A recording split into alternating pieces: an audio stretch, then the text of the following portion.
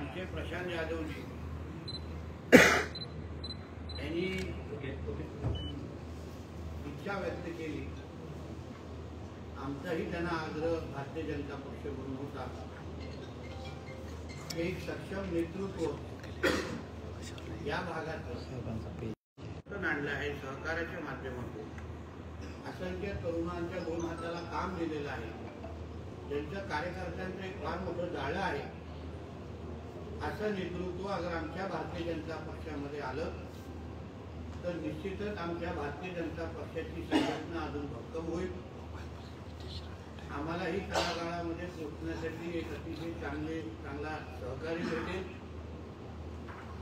आणि 100% भाजप हा जो आमच्या नेतृत्वाने जो काही नारा दिलेला आहे त्या दिशेने वाटचाल करत असताना प्रशांत यादवजींसारखे चांगले सहकारी अगर खांद्याला खांदा लावून काम करत असतील तर निश्चित पद्धतीने आमच्या भारतीय जनता पक्ष ही या भागात भक्कम होईल, रत्नागिरीत भक्कम होईल. आणि ही सगळी भावना आम्ही कार्यकर्ते म्हणून आम्ही आमचे आदरणीय प्रदेश अध्यक्ष रवी चव्हाण साहेबांकडे आम्ही चर्चा केली. आम्ही मग प्रशांत यादवजींना पण आग्रह केला, त्यांनाही विनंती केली आणि आमच्या प्रदेश अध्यक्षजींच्या बैठकीमध्ये प्रशांत यादवजींनी आमच्या भारतीय जनता पक्षामध्ये प्रवेश करण्याचा निर्णय घेतला आणि येणाऱ्या 19 तारखेला 19 ऑगस्टला भारतीय जनता पक्षाचं नरिमन पॉइंटला जे प्रदेश कार्यालय आहे तिथे राज्याचे लाडके मुख्यमंत्री सन्मान्य देवेंद्र फडणवीस साहेब, प्रदेश अध्यक्ष सन्मान्य रवी चव्हाण साहेब, आमचे खासदार आणि माजी मुख्यमंत्री सन्मान्य राणे साहेब आणि अन्य आमच्या भारतीय जनता पक्षाच्या प्रमुख नेत्यांच्या उपस्थितीमध्ये येणाऱ्या 19 तारखेला मुंबईमध्ये प्रशांत यादवजींचा प्रवेश हा भारतीय जनता पक्षामध्ये निश्चित झालेला आहे.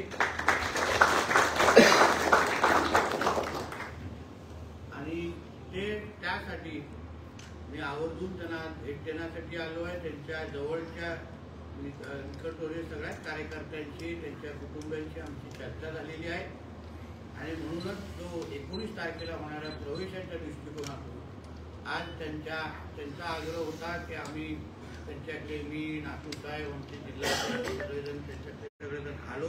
आमची चांगली चर्चा झालेली आहे. बद्दल एकंदरीत वाटचालीबद्दल आम्ही तेव्हा आपल्यासमोर आमचे सगळे पुढची भूमिका होती. भारतीय जनता पार्टीने असं काय जादू केली की हे सगळे तुमच्यामध्ये आले?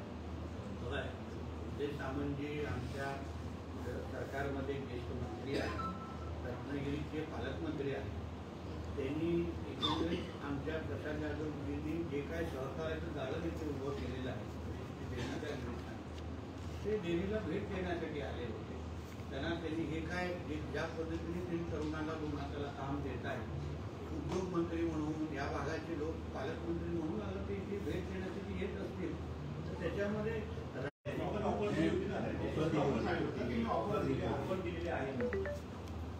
पण देऊ ते तुम्हाला सांगून देणार त्यानंतर तुम्ही चांगली पण एक लक्षात घ्या, आम्ही एक कार्यकर्ता नाही नेत्याला पक्षामध्ये प्रवेश देतो. नेत्या त्यांनी 6,800नीच फक्त ते कमी पडलेले आहेत. म्हणजे 29ला ताकदीने भारतीय जनता पक्षाचा इथे आमदार असेल म्हणून त्यांना ताकद देणं हे भारतीय जनता पक्षाचं आमचं कर्तव्य आहे. आम्ही जेव्हा भारतीय जनता पक्षामध्ये आलो आम्हालाही भारतीय जनता पक्षाने ताकद दिली. कारण भारतीय जनता पक्ष हा एकमेव असा पक्ष आहे जो कार्यकर्त्यांचा मागे उभा राहतो, खऱ्या अर्थाने ताकद देतो. दुसरे नुसतं बोलतात, आम्ही काँग्रेसचा हा अनुभव घेतलेला आहे, नुसतं बोलतात. पण भारतीय जनता पक्ष हा खऱ्या अर्थाने अगर आमची इच्छा अगर यादवजींनी इथे पक्ष संघटना वाढवली तर त्यांच्या नावापुढे अगर आम्ही पदच लावलं नसेल तर काय करणार, निधी कशी देणार. म्हणून जे काही गरज आहे त्या पद्धतीची ताकद त्यांच्या मागे उभी करण्यात येईल. 2029ला आपण आता बोलला की प्रशांत यादव पुढचे उमेदवार असतील, आमदार असतील, तर भाजपचं 2029ला असा अजेंडा आहे की स्वबळावर की भाजपचे सगळे आमदार त्याच्याबद्दलची भूमिका आमचे प्रदेश अध्यक्ष आणि वरिष्ठ नेते व्यक्त करतील. एक कार्यकर्ता म्हणून माझी भावना आहे. अगर एक भारतीय जनता पक्षाचा कार्यकर्ता म्हणून तुम्ही मला विचारलं तर माझी हीच भावना आहे ना की हे आमचे इकडचे आमदार आहेत आणि त्या दिशेने आम्ही त्या पद्धतीने इथे मोठ्या प्रमाणामध्ये कार्यकर्त्यांचा प्रवेश होतोय आमच्या भारतीय जनता पक्षामध्ये. आमचे दोन्ही जिल्हाध्यक्ष आहेत. तुम्ही त्यांनाही विचारलं तर प्रत्येकाची इच्छा आहे की आम्ही भारतीय जनता पक्ष म्हणून स्थानिक स्वराज्य संस्था आम्ही स्वबळावरच लढलं पाहिजे. कारण आमची ताकद आहे. तळागाळात ताकद वाढते. काही दिवसा अगोदर आमच्या मोरेजींनी पण ती इच्छा जाहीर पद्धतीने व्यक्त केलेली आहे. आता आम्ही एवढे कार्यक्रम, आता आम्ही रक्षाबंधनाच्या देवाभाऊंसाठी कार्यक्रम घेतला, हर घर तिरंगाचा आमचा कार्यक्रम आहे, बूथनिहाय आमची संघटना भक्कम आहे. एवढे सगळे कार्यक्रम आमचे कार्यकर्ते घेतल्यानंतर त्यांची इच्छा आहे ना की आम्हालाही कधी जिल्हा परिषद पंचायत समिती स्वबळावर लढून तुम्हाला आमची किती ताकद आहे दाखवण्याची संधी तरी द्या. हात तर राखून किती वर्ष ठेवायचं. एकदा झाकली मूठ 1.25 लाखाची मध्ये दाखवण्याची चांगली संधी आहे. असा कार्यकर्त्यांचा प्रचंड दबाव आता आमच्यावर आहे. म्हणून त्यांचं म्हणणं आहे की तुम्ही कुठल्याही परिस्थितीमध्ये प्रदेश अध्यक्ष आणि मुख्यमंत्र्यांना सांगा की आमचं इथे आमची लढाई पुढची स्वबळावरच असली पाहिजे आणि त्या दृष्टिकोनातून कार्यकर्त्यांची भावना मी नेते मंडळीकडे पोहोचतो. प्रशांत यादव या भागातले विद्यमान आमदार सुद्धा याच युतीमध्ये आहेत आपल्यामध्ये आणि तो पुढचं गणित कसं असणार आहे? बघा, प्रत्येकाला आपला आपला पक्ष वाढवण्याचा अधिकार आहे. राष्ट्रवादी काँग्रेस म्हणून, अजित पवार गट म्हणून ते आपला पक्ष वाढवणार आहे, त्यांना त्यांचा अधिकार आहे. त्यांच्या कार्यकर्ते त्यांना उद्या आग्रह करतील ते निकमजी तुम्ही ते स्वबळावलं तर त्यांनी लढवलंच पाहिजे. मग कशाला मग महायुतीचा विचार करा. प्रत्येकाने आपला आपला पक्ष वाढवायलाच पाहिजे. आम्हालाही कळलं पाहिजे ना की आम्ही रत्नागिरीमध्ये किती पाणीमध्ये आहोत. नेहमी आमचा हात तर राखून असतं. आमच्या कार्यकर्त्यांना आपली ताकद दाखवण्याची संधी मिळत नाहीये. आता अगर प्रशांत यादवजींसारखे चांगलं नेतृत्व इथे येत आहे, भक्कम नेतृत्व येत आहे. 6800 फक्त कमी पडणं म्हणजे विचार करा किती जिल्हा परिषदमध्ये ह्यांना लीड असेल. पण तेही ताकद अगर आम्ही व्यवस्थित पद्धतीने पक्षाच्या गोष्टी वापरली नाही तर मग उपयोग काय?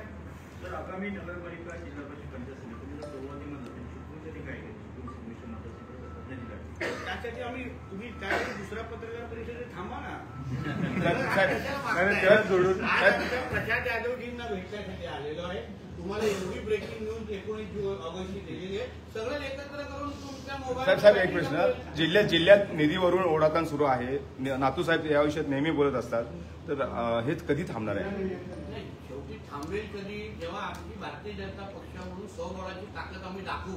आता आम्हाला कमीच मोजलं जातं कारण आमच्याकडे आमदार नाही, सदस्य आमच्याकडे फक्त खासदार आहेत जे ते भारतीय जनता पक्षाच्या कार्यकर्त्यांनी स्वतःच्या ताकदीवर निवडून आणलेलं आहे. इथे तुम्ही लोकसभेमध्ये आम्हाला काय परिस्थिती तुम्हाला सगळ्यांना माहिती आहे. नातू साहेबांनी जी भूमिका मांडली, शेवटी आमच्या कार्यकर्त्यांनी जेव्हा गावागावात आमच्या कार्यकर्त्यांचं नेटवर्क आहे, लोक जेव्हा आमच्या कार्यकर्त्यांना निवेदन देतात, कार्यकर्त्यांनी करावं काय? आता जिल्हा नियोजनची जे काही मी समीकरण मी माझ्या हातात आलेले संपर्क मंत्री म्हणून किरण सामंतजी आमदार आहेत, त्यांना 20 कोटी दिलेले आहेत. आपले उदय सामंतजी स्वतः त्यांनी 20 कोटी आपल्या मतदारसंघासाठी ठेवलेले आहेत. निकमजींना 20 कोटी दिलेले आहेत आणि भारतीय जनता पक्षाचे खासदार म्हणून राणे साहेबांना फक्त 5 कोटी दिले आहेत. हे थांबणार कधी? जिल्हा नियोजन मध्ये आम्हाला आमचे लोक पाहिजेत ना. आम्हालाही आमची तेवढीच ताकद, आमचे मत आहेत. आज कोकणातला अशी परिस्थिती आहे, कुठलाही एक मतदारसंघ विधानसभेचा तुम्ही बघा जो भारतीय जनता पक्षाच्या ताकदीशिवाय निवडून येऊ शकत नाही. मी तुम्हाला सांगतो ही आजची परिस्थिती आहे. म्हणून आम्हाला अगर आमची निधी जास्त हवी असेल, जे नायडू साहेबांनी अतिशय विस्तृत पद्धतीने मांडली, तर आम्ही आमची ताकद दाखवणार. साहेब, चिपळूणला पूरमुक्त करण्यासाठी गेले 3 वर्ष काळामुक्तीचं जी मोहीम चालू आहे, अपक्षांचं काम चालू आहे. फक्त आता अडले असं की दलित बोर्डाची हद्दजीती सुरू होते, गोटोपासून पुढे त्यासाठी प्रांताधिकारी तुम्हाला भेटते त्या संदर्भात? हो, एनओसी देऊन टाकणार मी. माझं काम फार फास्ट आहे. एवढं वेळ थांबायची गरज नाही. आता प्रांत अधिकारी भेटले मला, मी माझ्या डिपार्टमेंटला सांगून टाकेन, एनओसी देऊन टाकणार.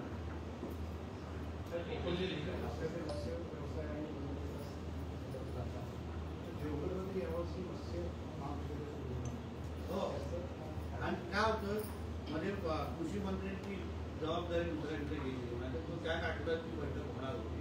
माझा प्रयत्न की ह्याच वर्षी ती बॅच चालू व्हावी, त्यासाठी सगळ्या इन्फ्रास्ट्रक्चर तयार आहे. पुढच्या मंगळवार बाकी सगळं आमची पार्श्वभूमी तयार आहे. माझी अपेक्षा आहे की लवकर ह्या वर्षी ते आणि नागपूर विद्यापीठ बरोबर ते संलग्न असतात, नागपूरवर नाही.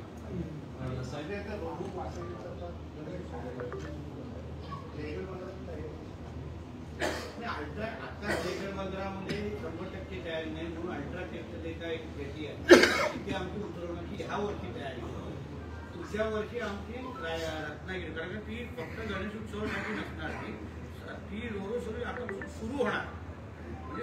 म्हणजे रोज तिथून मार्गावरून बोट निघाली, इथे तुमच्या रत्नागिरीत आली, विजयदुर्गमध्ये आली, तिथे पॅसेंजरना उतरवलं, 150 गाड्या उतरवल्या, 2 तास सर्व्हिसिंगसाठी त्याला लागणार आणि परत ती गेलं. म्हणजे दररोज तुम्ही मुंबईला येऊन जाऊ शकता.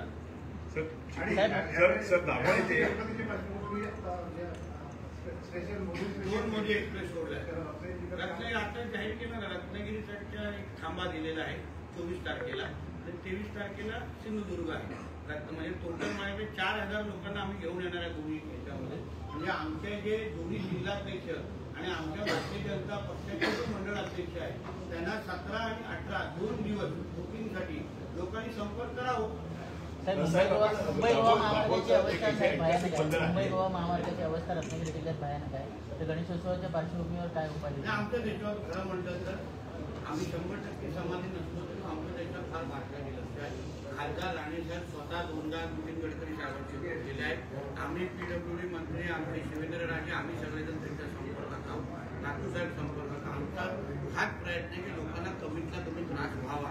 पण ज्या गतीने काम सुरू आहे, मला विश्वास आहे की पुढच्या वर्षापासून तुम्हाला हा प्रश्न आम्हाला विचारायला लागणार नाही. याच अनुषंगाने राजापूर ते सिंधुदुर्ग जाताना जो हायवे आपण बघतो आणि कुटुंबियांचं किंवा सगळं बघितलं, तर अशीच अपेक्षा आहे की इतर अगदी होण्यासाठी 2000 राणेसाहेबांना निवडून दिलं गेलं. आता तो इफेक्ट दाखवण्यासाठी आम्हाला 1-1.5 वर्ष द्या. रत्नागिरीमध्ये सिंधुदुर्गामध्ये आम्ही 90% आमचं काम पूर्ण केलेलं आहे. तसं रत्नागिरीकरांना पण आम्ही तेव्हा प्रचारामध्येच सांगितलं होतं की जे सिंधुदुर्गामध्ये आम्ही हायवे संदर्भात करून दाखवलं त्याच पद्धतीने आम्ही इथे पण करून दाखवतो. तर आमचं आधी उद्धव ठाकरे म्हणतात की लोकशाही न्यायालयाच्या उंबरठ्यावर तडपते, तिला कोणत्याही खंडपीठाने न्याय द्यावा, न्यायाच्या प्रतीक्षेत आहे. काय सांगा? पण आतापर्यंत लोकशाहीने न्यायालयाने लोकशाहीच्या माध्यमातून न्याय दिलेला आहे. आता त्यांच्या मनाप्रमाणे घडलं नाही म्हणजे न्याय भेटत नाही असं काय होत नाही. भास्कर हे शेवड्या मुलांसारखं बोलणं झालं. माझ्या मनाप्रमाणे झालं नाही म्हणजे तिथे लोकशाही मेली. ज्यावेळी लोकसभेमध्ये आमचे सगळे उमेदवार निवडून आले तेव्हा मग लोकशाही जिवंत होती, तेव्हा सगळं आलबेल होतं. पण आम्ही विधानसभेला हरलो, न्यायालयामध्ये आमचा निर्णय आमच्या मनाविरुद्ध गेलं म्हणजे सगळं वाईट. हे शेवण्या मुलांचं लक्षात काय खबर आहे? सोडवा ना.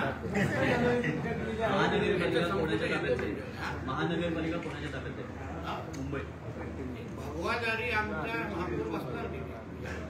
मुंबईचा महापौर हा भगवादारी नसणार आणि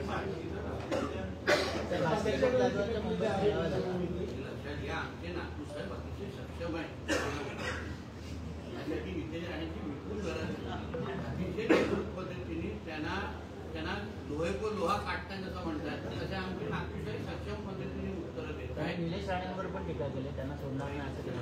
माझा हात आहे ना, जे काही भास्कर जाधवांची भूमिका आहे हीच उद्धव ठाकरेंची भूमिका आहे का, हीच त्यांच्या पक्षाची भूमिका आहे का, ते काय करावं तीच उद्धव ठाकरेंची पण भूमिका आहे, तीच उभाटाची भूमिका अधिकृत आहे का? बाकी सगळ्याचं उत्तर नातू साहेबांना अतिशय सक्षम दिलेलं आहे. फक्त तीच त्यांच्या पक्षाची अधिकृत भूमिका आहे का उभाटाची, ते फक्त त्यांच्या उद्धव ठाकरेंनी जाहीर करावं. मग बघू विधानसभेमध्ये त्याचे पडतात किंवा जिल्हा परिषद पंचायत समितीमध्ये कसे पडतात उमटतात.